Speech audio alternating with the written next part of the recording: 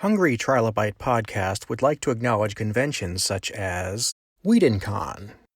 WhedonCon is a fan-generated charity event for Buffy the Vampire Slayer, Angel, Firefly, and all Joss Whedon creations. It is scheduled for October of 2020 and is held in Los Angeles, California. Portion of the proceeds benefit the Los Angeles LGBT Center as well as the Ron Glass Memorial Scholarship. See details at WhedonCon.com. Jerry, my buddy, how you doing today? Man, I'm doing really good. It's been a good day so far. It has been a good day, and it's been rough. For anybody who might be getting this later on after it's released, this is the beginning of August 2020. We've been in lockdown for COVID for several months now, about 5-ish months.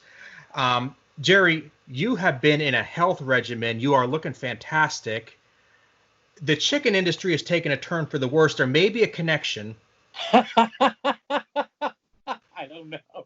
And it's funny. It's like I think like all the memes and things that I see about health related to COVID. So many people are saying that they're gaining tons of weight. And for me to be, so for people, I think people are honestly surprised that I'm losing all this weight. And the only reason I'm really doing it is because I just had just a massive health scare last year. My blood pressure just went. I discovered that it was on like a stroke level. Wow. Yeah, and so it made me realize, that I'm not getting younger, and I need to really start doing things differently to take care of myself. And so I've been changing really a lot of my dietary habits, cutting back on a lot of different things I normally ate. And then I think an important thing for me was overall was ellipticaling. So the ellipticaling has really helped me. I try to get on at least 5 or 6 times a week. Okay. So I definitely see where you're coming from there, because we kind of have some of the same problems, and that when you're on the go for work, for travel, for business, you don't have the best choices. The choices that are there are not appealing on a number of levels. I can tell you, I have more than once grabbed the double quarter pounder because it's like, I know I'm not gonna regret this in the morning. At least I'm not gonna feel like garbage. Whereas those Pop-Tarts out of the vending machine get old, is all I'm saying. Oh yeah.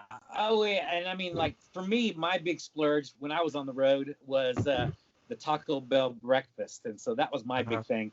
I would at least plan ahead as far as because knowing that I was going to be at a convention all day anyway, or at a conference or whatever, I usually would pack, I would go to a grocery store, buy some meat, buy some bread, and just pack some sandwiches. So there's a small health incentive there, but overall convenience really. I frequently survive on a good day, a convention. I would survive on a granola bar, a protein bar, and some form of sports drink, because I'm always thirsty from all the talking.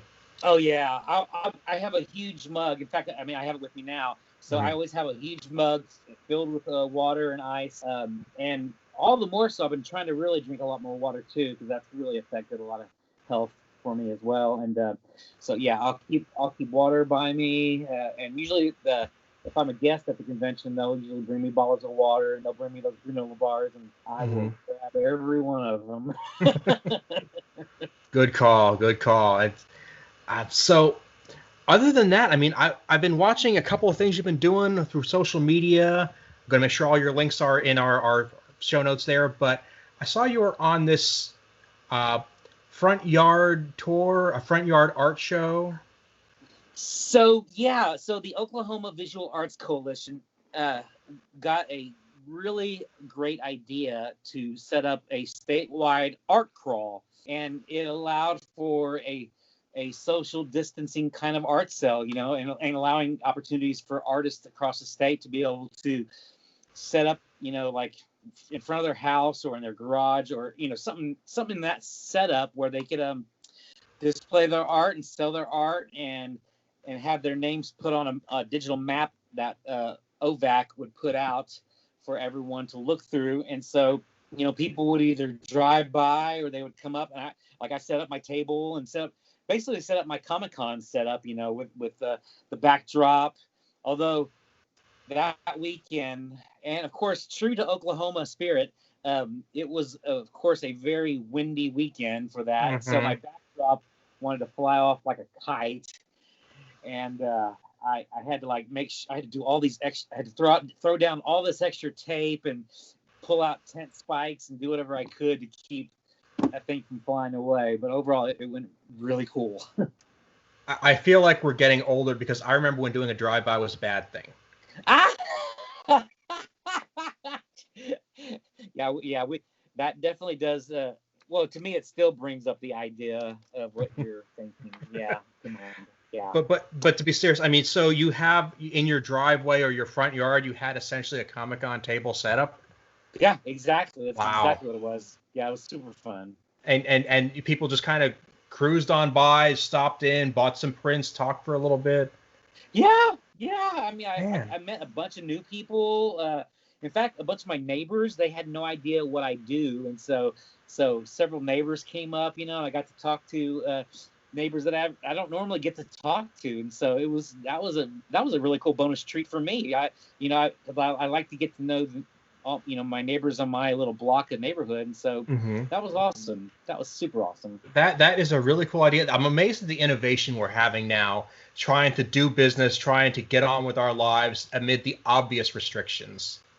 Oh yeah, it's so great that that we can shine when we're forced to shine, and I think that's a quality of humanity that doesn't get to spark often, because I mean, our culture is kind of bred to just like basic thrive, and not necessarily work terribly hard overall. I mean, we do have a lot of conveniences, and I think when we are thrust with a challenge, I think, for the most part, we will rise to the situation. And I think that's exactly what's happening here. I think creativity is really wanting to like blow up from this, and I'm starting to see a lot of really unique things happening. And I guarantee all the pent-up creativity that's going on now, when we do return to some semblance of normal, I guarantee there's going to be a renaissance of some sort in all forms of art and all forms of culture, and and I think we're only just seeing a bit of that right now. So I'm really looking forward to the future in that respect. That's amazing. And having you just say that, I have to make a confession. Okay. When we sat down to record that first episode last summer, I hit the record button and I didn't really have a bead on what this show was about. Oh. You can see on the video when it came to me as we were talking, when I said, dude, I want to introduce you, and you are known for your artistic talents and your contribution to the industry and your contribution to the community. And that's the moment it clicked to me that Hungry Trilobyte was about people using the things we like to make the world better. Okay. And creativity is a huge component of that. Huge component. Absolutely. How funny. I don't think I realized that it came to you during that episode. That's so funny. It took me another couple of days to really put together what I was coming up, but it's like, okay, that's why I'm sitting here. That's why we're talking. That's why I'm doing this, is that I don't think there's enough shows out there putting a spotlight on that. Oh, I will agree with you there. There are shows that are doing that. There probably aren't enough of them for sure, but I do notice when there are some, and in fact, there's been a small rise, I think, in like virtual programming. There has to be, obviously. I mean, just with everything that's been going on. I mean, and I don't know if you watched anything from the virtual San Diego Comic-Con. So that was, I mean, I think to me that's another part of that whole creativity. Just trying to adapt to the circumstances in a very unique way. And so I love. For me, it was a huge gift to be able to attend San Diego Comic-Con, because I've never been, and I don't know if I will get to until I'm brought in as a guest. So the fact that we were able to do all these panels that are usually like impossible to get into at a convention of that size. Mhm. I think it's, and usually I'm a working guy anyway at the convention, so I never get to go to those panels. So to be able to experience those panels like that close up has been amazing. So yeah, I love that that kind of thing, that this kind of creativity, and the creativity that's always been out there. I think it's really amazing that we're noticing that stuff now as a result. Mhm. It's sad that it takes something like this to bring those results about. Yeah, it is. I think we've kind of gotten locked into, almost calcified into a certain pattern of doing things for so long, and this is giving us a chance to say, how else can we do this? What can we do if we can't do the obvious?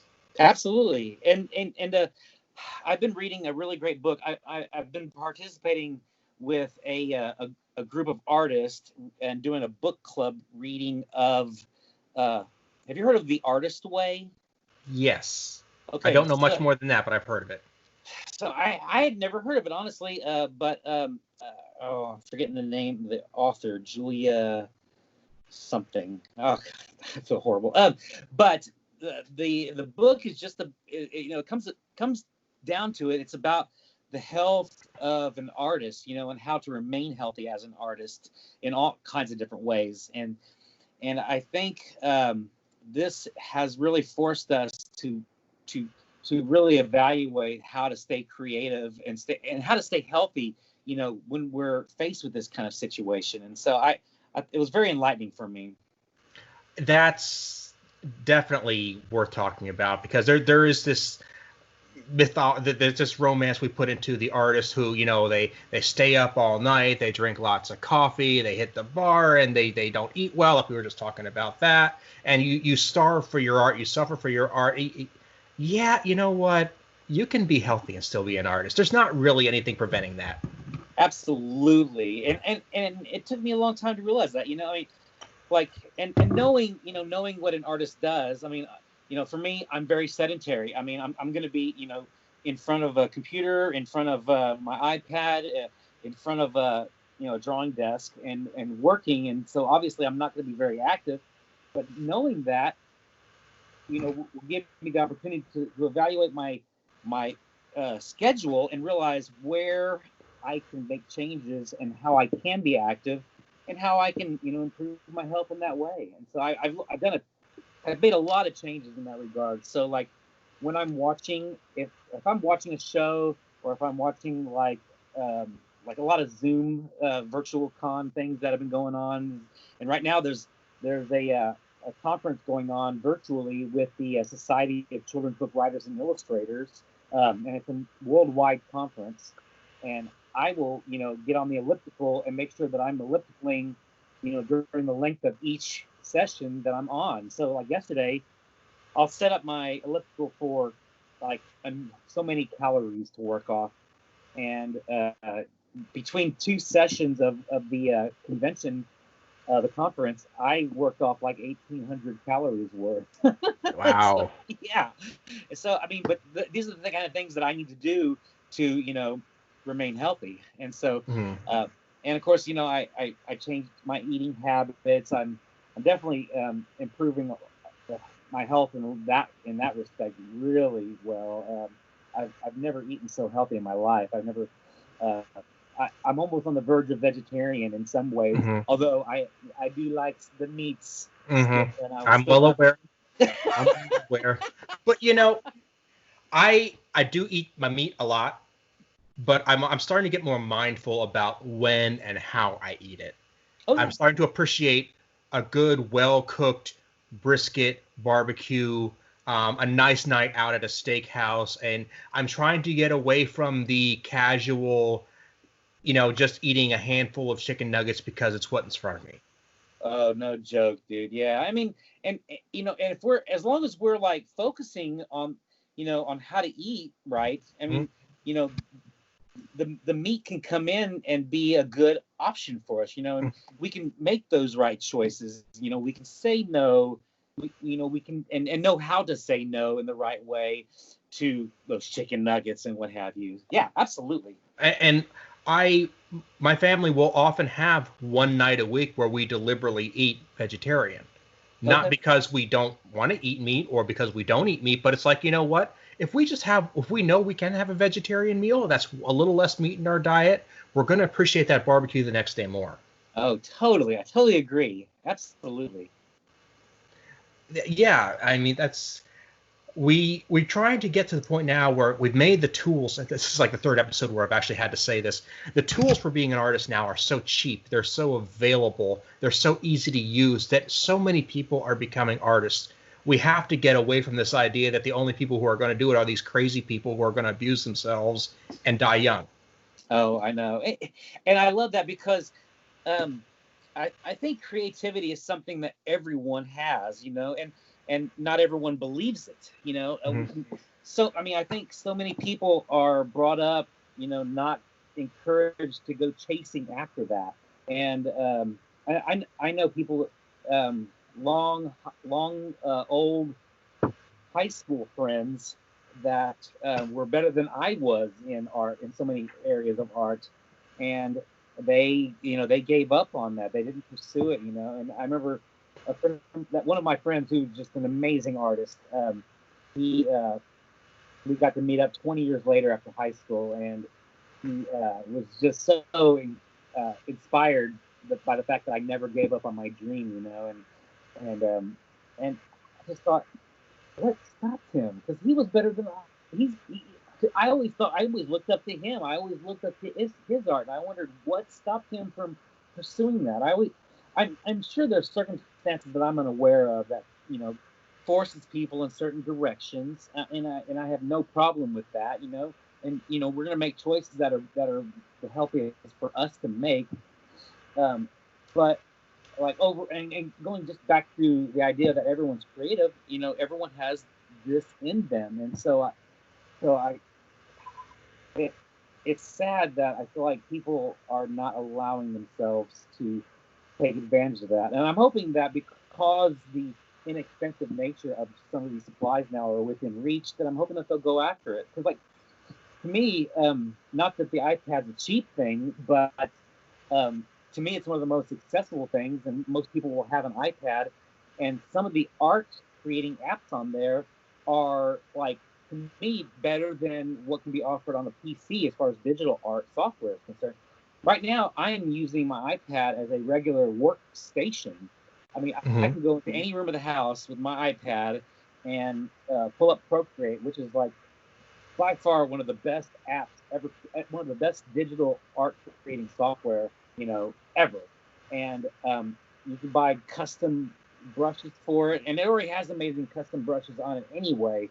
But now, like, I found some really great custom inking brushes, and I'll do so much of my work on there now. And I mean, so much, like, from beginning to final on that and complete there. And so it's, we're living in a whole new opportunity as far as any kind of artist to be able to have new technologies. But I mean, but and to me that's I say that's affordable because that Procreate app, I think it's only $20 now compared Mm-hmm. to, like, paying a monthly subscription for Photoshop or what have you. Mm-hmm. And Clip Studio on the PC is only like full price. I think it's only $50, and so you can get like a higher version for like $100, and it comes with a few extras. But I use the $49 version, and it does everything I need to create and complete my comics from beginning to end. And so, yeah, we're at a place where like, there's a lot of creativity that's coming as a result of accessible tools to do that in. So yeah, absolutely. And if you are really in a bind money wise and you have access to some form of tech, it Sure. does not have to be impressive. But if you just have something that will have electrons flowing through it, there are things you can get for free that are excellent tools. GIMP, InkScribe, LibreOffice. I'm a big proponent of these types of softwares. I don't even want to say there's a learning curve. You just have to open your mind to saying, I can use this if I just think about it for 5 minutes. Well, and most of those are user friendly for the most part. There's a great one called Krita. It's a free digital painting app, and they even have now. If you want to take the time to learn, they have animation on there now. And so the latest update had animation tools. But I mean, it's a great digital painting tool and digital art creating tool, and it's free. Yeah. So I mean, yeah, you're absolutely right. Even if you just had PC and your mouse, you could get a free art software and draw away with that mouse. But if you wanted, you can get these digital tablets that are really inexpensive too. Mm-hmm. And of course, I haven't even touched on the surface of just regular pens and pencils and paper. I mean, Mm-hmm. Of course, that's easily accessible as well. But speaking from a digital art standpoint, yeah, it's totally accessible. I'm going to give a shout out. Have you played with Ubuntu Studio? No, I have not. Okay, it is, for anybody who doesn't know, it's a custom. If you don't even have a computer with Windows on it, like I said, if you have some form of desktop PC, this is a free operating system that includes these free apps that runs on computers that are. I just set it up on one that was over 10 years old, and it runs beautifully. Really? Yes.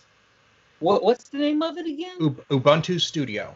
Ubuntu Studio, and they have their own operating system? Yes, Ubuntu it's a distribution of Linux that is known for being fairly user-friendly and runs on a lot of things, and Studio is a distribution of a distribution that they just load all the stuff that's geared towards artists.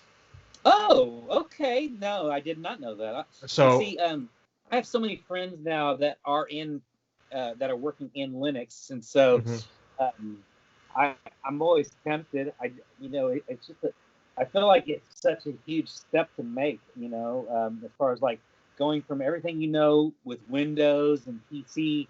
Well, I mean, I guess Linux is PC as well, but I mean, taking everything that I know and transferring it to Linux, I always feel like there's so many steps you have to take, but that may not be the case. You can probably speak to that better than I could.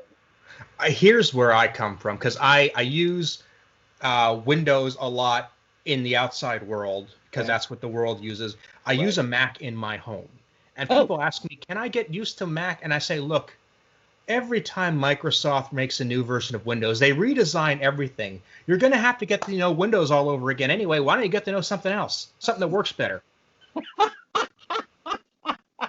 And honestly, I feel like at some point I'm going to go Mac, because, I mean, especially as I get more involved with my iPad, I know that there's a lot more convenient connections between the Mac and the iPad that allow me to do a lot more with, because like I know that the iPad has an app of some sort where you can draw with your PC. I mean, with your Mac. I mean, so somehow it's connected where you can like do drawings that are basically like having a Wacom Cintiq as far as like some way hooked up to your Mac. And so I want to go that way. And everyone's always said that Mac was like the artist computer. So it has been for a long time, and I have a preference, but I don't evangelize. I'm not going to say it's the best thing ever because I personally use it. But here's the thing. Ever since I got out of college in 2003, I have been working on Windows computers for a living. Okay. I got used to the frustration of that, and I just said to myself, I don't want to baby my computer when I need it to work for me. It works for me. I don't work for it. So that's when I switched to the Mac. Absolutely. And except when I looked at the fact that I'm recording this right now on a MacBook that is 11 years old. Oh. This has lasted 3 times longer than any Windows PC I've ever owned. So whatever I spent on this, I've gotten my money back on that many times over. Yeah, you did. So okay, this is interesting. This actually brings me a question I have for you then, because I've always looked at used, MacBooks and used Apple computers, and I always wonder, like if I got one like from the year 2009, would that be able to adequately serve me in some things that I normally do on a work day? Would that? I mean, is that something that sounds feasible? Not for you. Okay. Because you're gonna for somebody who just needs a machine to to load their pictures on and print up their recipes, that would be fine. I have a media server that fits basically those requirements. But for somebody who's going to want to load those creative programs, who's going to sync up with a modern iPad, you're going to want something that's at probably no more than 4 years old. Okay, that's good to know. And there are places you can go to get good computers that are like new old stock or slightly refurbished, and in some cases directly from Apple themselves. You know they're in good condition. You're going to save yourself some money, but you don't want to go too old for your purposes. Sure. Okay, that makes sense. That totally makes sense. Yeah, okay. I mean, I can always get together with you off mic, and I can give you some suggestions, but that's something you'd want to look at. Absolutely. All right, rock on. Well, so far, I mean, my PC serves me well, and I've got a good friend that I go to who had put together a custom computer for me, and it's worked really well. So I've not had any issues, and I mean, and I've made the connections work for me as far as like taking my iPad and you know, syncing with Dropbox, like because I have Clip Studio on the iPad as well, Mm-hmm. and it syncs up with my Dropbox well. And Procreate, I can easily send my Photoshop files to my Dropbox, and so there's not a huge gap in all my necessities being fulfilled. So yeah, Just something to look at for the future. absolutely, rock on. Yeah. So speaking of the future, I want to let you know something about this because this is episode number 50. Right. Good night. Yes. You are a returning guest. Congratulations on this milestone. Thank you. You are going to be the last returning guest on our regular schedule. Whoa! I am starting a new trend now. We always release on Thursdays because I never could get the hang of Thursdays. Okay. But from now on, starting with episode 51, all Thursday releases are going to be new content, and the returning guests are going to go onto the Sunday feed. Ah. So if you happen to see an episode drop on a Sunday, that's a classic who's coming back for another round of abuse, I guess. Okay. Wow, man, you're going to be busy. I am. I've had some good friends out there who are helping me round up some people that I might not have known about. The first 10, 20 episodes were pretty much people I had come in contact with at some point. Absolutely. And, you know, we're getting together. I'm starting to network out. The people are reaching out to me, and I'm trying to make enough room for those new people while still making enough space for the existing people who we just have fun working together. So that's going to be the new thing, is that the Sunday episodes are the returning crew and the Thursday episodes are the newbies. Oh, I like that, dude. That's going to be a great format for you, man. I think that's going to be really, it's going to be exciting. It'll be neat to see all the new people that you'll bring aboard, and then the fact that you'll get to revisit those later on revisit all these amazing people on a Sunday. So yeah, absolutely. And I talk to people, and usually at the end of every episode, I say I'd like to have you back. I'm not bullshitting people. I really do want to talk again because most of these episodes are under an hour, and that's not nearly enough time to really go into stuff. And sometimes we just have to swing back. Absolutely. No, I love that idea. I think there's, I mean, you and I will always have stuff to talk about. So sure. So I'm always willing to come back anytime you want me. Well, let me tell you why we waited till episode 50 is that I really was thinking you and I are going to so many conventions. At some point, we're going to find ourselves next to each other. Why don't I just wait till then? And then 2020 had different plans. Yeah. So I kept saying, well, I'll wait till the next convention. And there's probably not going to be one anytime soon. So I said, well, we'll just do it for episode 50 and call it good.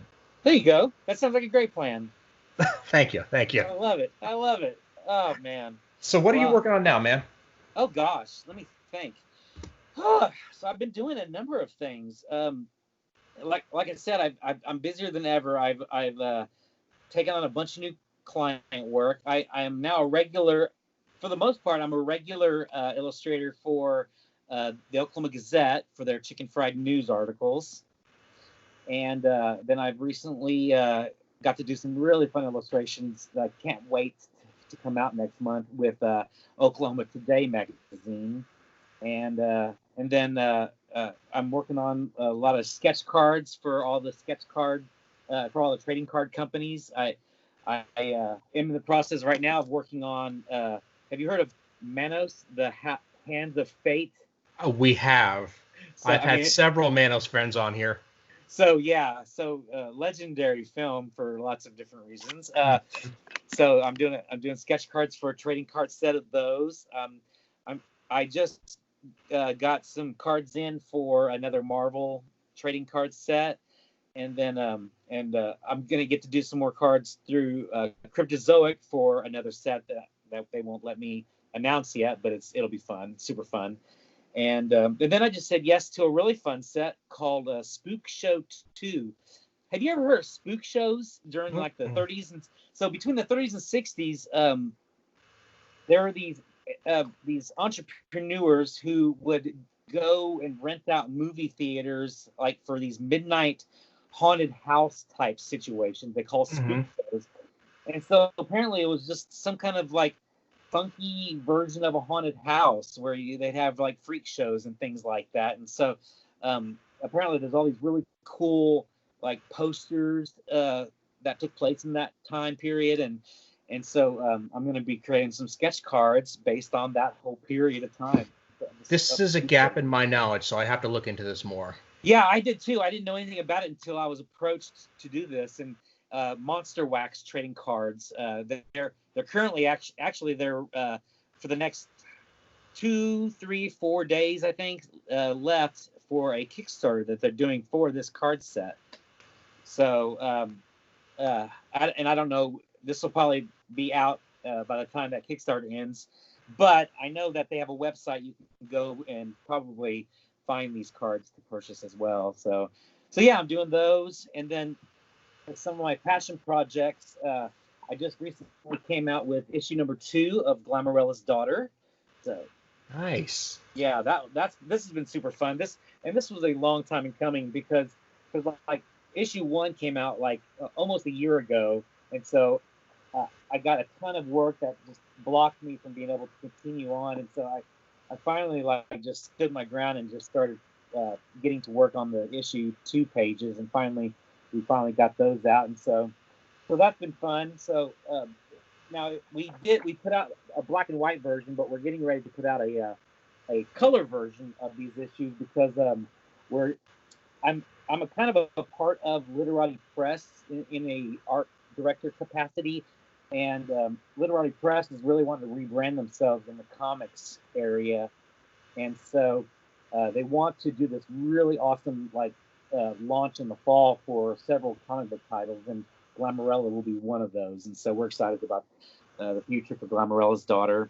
And in the meantime, I'm also trying to write some graphic novels as well. I'm super into like the middle grade graphic novel area. I don't know if you ever heard of Zeta, the Space Girl. So there's a whole range of amazing graphic novels for lots of age ranges now. And I've had some stories I've been wanting to write in the middle grade area, and then I've got a YA graphic novel idea that I'm trying to slowly get thoughts down on. And so I'm really wanting to get into the area that I've always dreamed about getting into, which is being my own storyteller. That was my ultimate like bucket list goal of being an artist full time anyway. And so I feel like I'm really starting to enter that phase of my life now where I'm reaching the absolute goals that I had set for myself so many years ago when I went to college. And so yeah, so these are the things that I've just been very excited about this phase of my life because I have really made a lot of really great contacts with a lot of different creatives.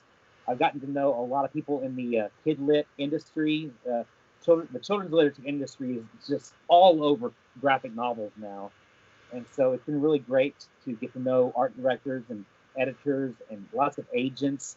In fact, I've recently gotten to know this new agent who is focused on kids comics, Jana Marishima, and she actually was one of the co-founders of the graphic novel imprint at Scholastic, and so she's been like a wealth of amazing information.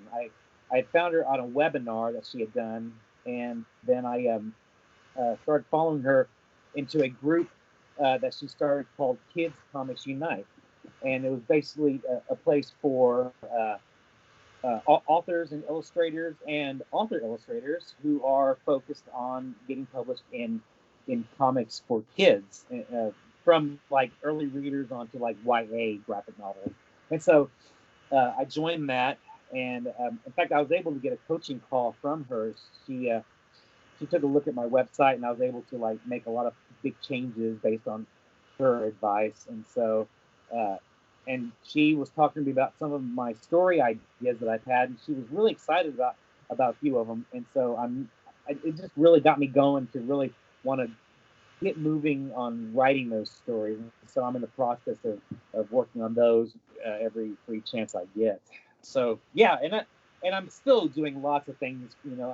I always, if I can, I will always say yes to any kind of a commission, whether it's like a portrait or a comic book blank variant sketch or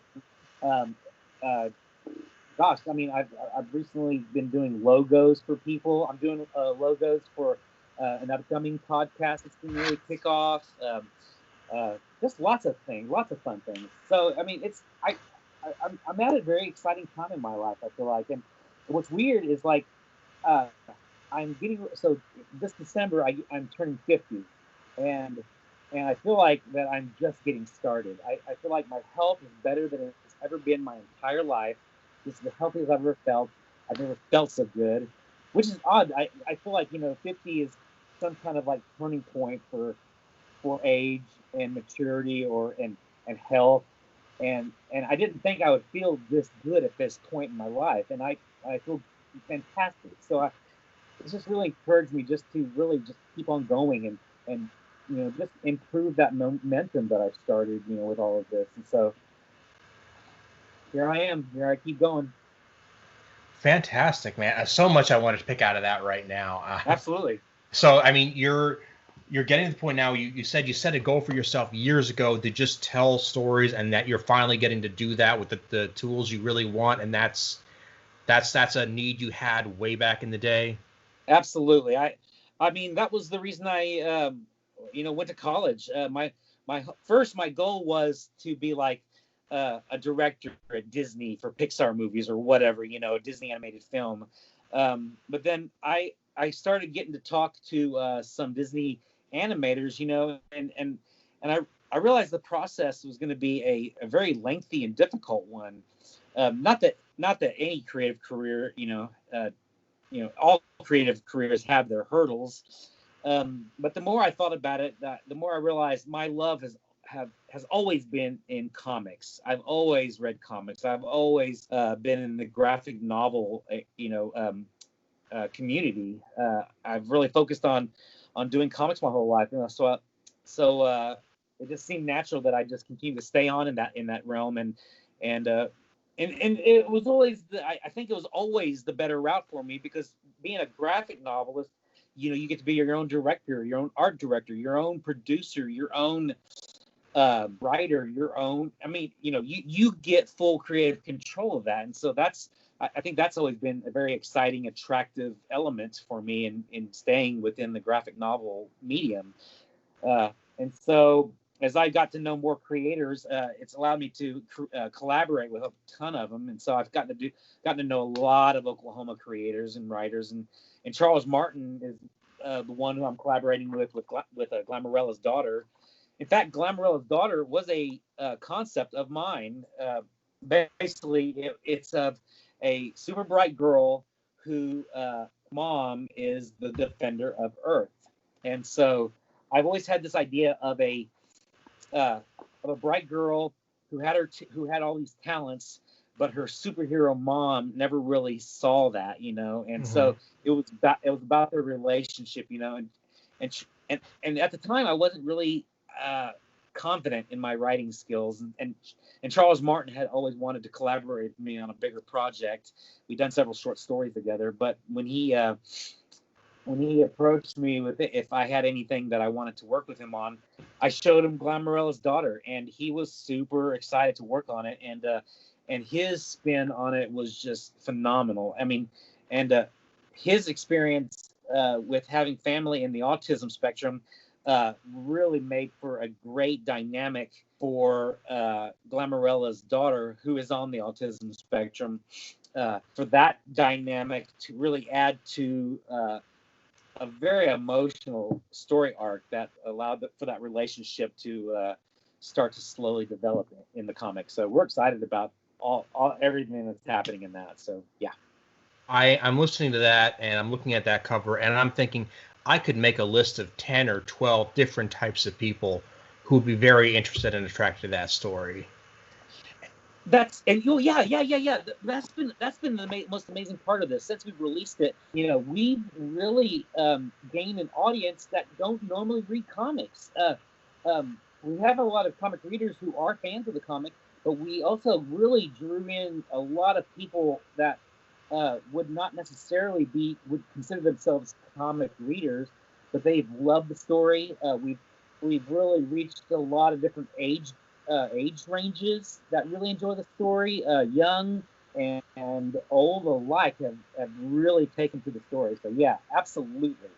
Now that can't be, because what I'm hearing in the news is that the only people who sell comic books are Marvel and DC, so they can make their movies. And you're telling me that other people actually will read them? I can't. You're so funny. You're so bad. I try. I really try. But it's crazy because not too long ago we had this major conversation with another guest about how Marvel and DC don't know what to do with themselves because they can't sell their comics because the movie business is competing with them. Oh, and I know. There's literally hundreds of small time publishers who are cranking them out, and people aren't buying them fast enough. I mean, it's that's why independent comic creators. That's where the renaissance is in the comics industry. I mean, Image has really built a fantastic model for us as independent original content storytellers, in that all these amazing original stories are coming out now, and we're realizing that there are more stories to tell beyond the DC and Marvel world, and so we're getting a wealth of fantastic material out there now as a result.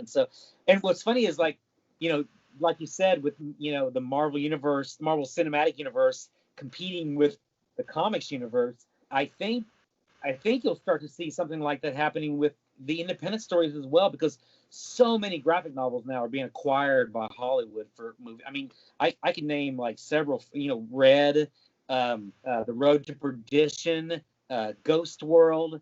So many movies now that have been based on, and Netflix, I think, is really keen on the comics industry, because right now, Umbrella Academy, their second season just came out, and that's based on a fantastic series of comics. And oh gosh, I feel like there's a ton of like TV shows on Netflix now that are based on comics that I haven't even accessed yet. So yeah. And it's starting to pop up on all those shows. I think Amazon just had that show Pennyworth. Yes. Yeah. Yep. Or what is it? Amazon? Well, yeah. I know the Pennyworth series is out. But they also have The Boys too, and that's another comic book series that made for a fantastic show on Amazon Prime. So yeah. Yeah, I feel like there's two different movies playing on the screen in front of me. That's one, people are like the comics industry is dead, and the other people are like we can't rake in the money fast enough, and I can't really rectify that in my head. That's a funny phrase, like can't rake in the money fast enough. I'm wondering who's seeing the most money out of all of this, because I recently read a really sobering article. I think it was a blog post from someone who mentioned. So there's an artist who is an author illustrator, but he was the artist for the March graphic novel book series. Nate Powell. He's kind of prolific now at this point, but he's a fantastic storyteller, and he put out some numbers of how much graphic novelists make, and it is a hard pill to swallow. I mean, it is. I mean, we are in this, we as creators are in this industry to make comics because we love comics, and and there's no other reason to get into the comics industry, because you're definitely not in it for the money, for sure. No. So I'm wondering who's making the dough out of all of this. And I think especially the single issue format is something that's going to be very hard to get to mass audiences on a regular basis. I think the trade paperbacks and the compilations, if for a small time storyteller who just wants to maybe get a book sold, that might be the smarter way to go in the long run. It is, and I think, who was I talking? Like there was the bookshop owner, New World bookshop owner, Buck Berlin. He was able to interview and talk with another comic shop, or another comic press, and got some really interesting information about being an independent storyteller and putting your comics out there. He mentioned like Kickstarter is an excellent way to go if you have developed the right connections and really developed a rapport with the community there. Mm-hmm. If that happens, then usually they're going to want to invest in your stuff there if you start a Kickstarter. And even if you haven't been as fully invested in that community and you want to do a Kickstarter, one huge point is that you may not necessarily want to try to put on a graphic novel or a series. You may have you want to start with like some kind of oversized one-shot story to really start to build an audience and then go from there. So yeah, I think there's a lot of tips, a lot of tricks of the trade of being an independent seller, especially if you're self-publishing your own work, which kind of that's what we're doing right now with Glamorella's Daughter.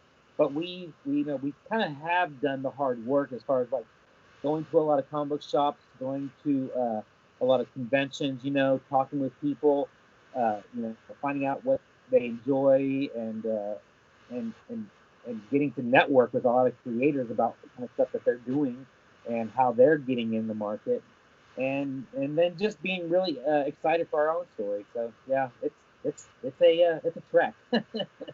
It very much is, and so I can't recommend strongly enough that somebody checks out your work and looks into it. So where can people find your stuff on the web, buy your works?